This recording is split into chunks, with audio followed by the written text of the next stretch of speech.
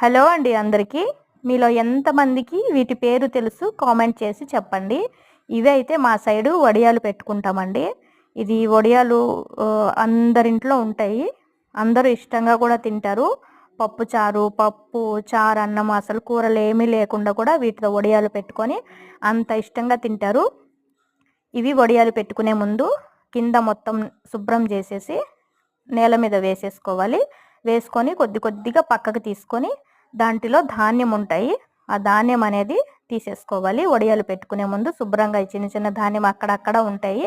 అంతా క్లీన్ చేసుకొని చక్కగా వడియాలు పెట్టుకొని 2 రోజులు ఎండబెట్టుకుంటే సంవత్సరం వరకు నిల్వ ఉంటాయి. చూసారు కదా, ఇవైతే ధాన్యం వేయించి చేస్తారు. ఇది ఆంధ్ర, శ్రీకాకుళం, ఒరిస్సా వాళ్ళందరికీ తెలుసు అన్నమాట. వీటి పేరైతే మీరు కామెంట్ చేసి చెప్పాలి తప్పకుండా. Thank you.